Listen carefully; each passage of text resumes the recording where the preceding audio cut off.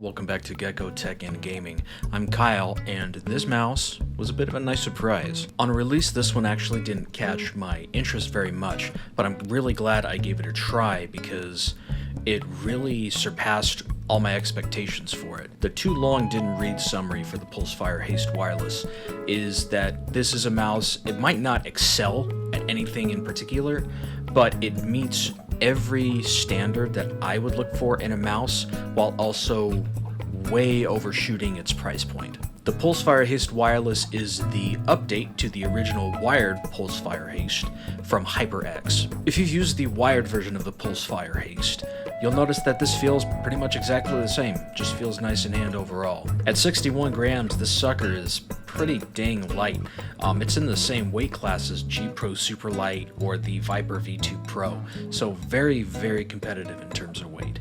Now it does partly accomplish that lightweight by having holes in the back of the shell as well as a few on mouse 1 and mouse 2. However, they're really out of the way of where your fingertips will be, and the holes themselves aren't too sharp on the edges, so they're not particularly uncomfortable. One thing I've noticed is that I'm actually starting to appreciate having holes in a mouse.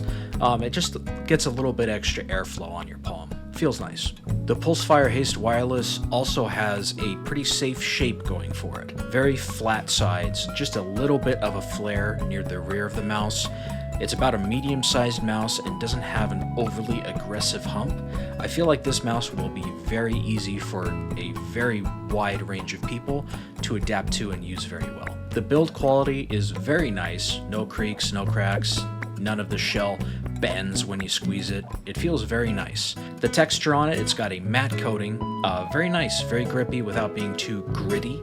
Not quite as nice as something like Viper V2 Pro or an Aerox 3 in my opinion, but still very nice. I really like the coating on it. And it also doesn't show any fingerprints, which is a nice plus too. The Pulsefire Haste comes default with really nice skates. They're PTFE. I wouldn't really recommend replacing them unless you have a specific type of skate or a specific brand that you would rather use. And the other nice thing is that they add in a full set of replacements just in case you need them. The switches are TTC Gold mechanical switches. They have a lifespan of about 80 million clicks, so that's pretty impressive for a regular mechanical switch. They feel very light, have a nice tactile feel to them, sound very crispy, and just feel pretty responsive overall.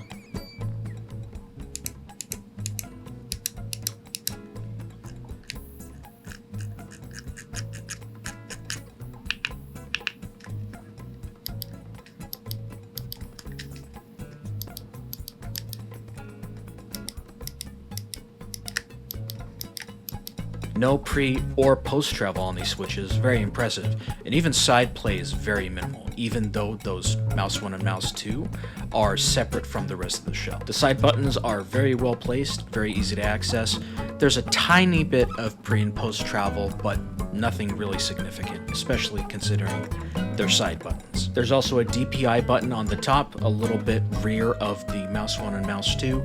Very small, doesn't get in the way, and it's nice to have that if you're someone that uses multiple DPI settings. Overall, all these buttons are very well done. They all feel nice, light. There's really nothing to complain about any of the switches. These buttons all really compete very well with much more expensive mice. The scroll wheel steps are a little lighter than I prefer, but again, that's just preference. And the scroll wheel click is nice, well tensioned enough that you're not going to accidentally click it, not so hard that it's going to be difficult for you to click either. It's very good right in the middle. It uses HyperX Ingenuity for programming the DPI sensitivity as well as button functions.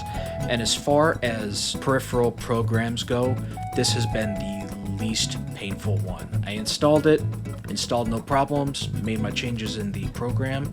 That was good to go.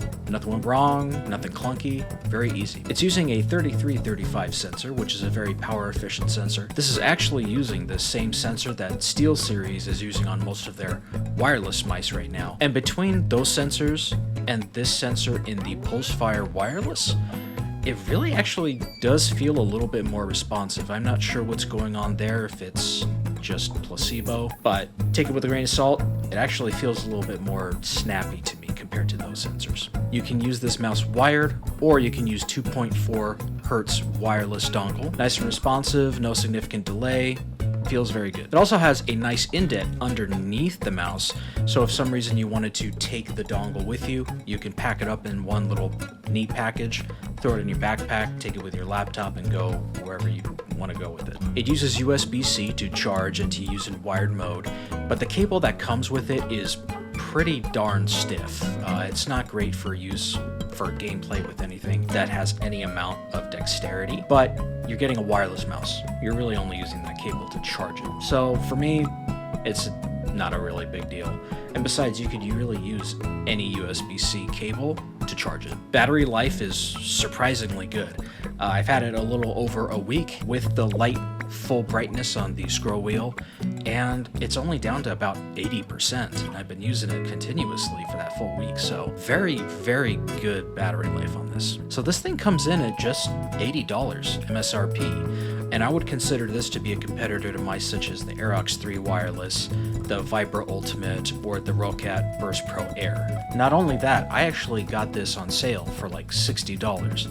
So the price to performance ratio is really insane for this mouse. Really, honestly, out of any mouse that I've used so far, the price to performance is the best with the Pulsefire Haste wireless. Now you could say something like the Orochi V2 is also a very good price to performance mouse, but there's a couple things that would make me think that it's really not great for a wider audience. It has a more forward-facing sensor, the very small shape. There's a few things that I think could make some people not prefer it as much. Whereas the Pulsefire Haste wireless, there's so little like specialized things about it that I really think that this is a great mouse to recommend to almost anybody. The Pulsefire Haste wireless punches way above its price point. And for me, even though it's not my preferred mouse, there are other mice that I would prefer to use more. As a mouse that I could recommend to people, this thing gets 3 thumbs up. You get a very lightweight mouse that's wireless, charges quick, has a great battery life. There's nothing to complain about, and it's a good price. So that's it for this video. Until the next time, stay safe, God bless, stay healthy, and I will see you on the next one. All right? Later.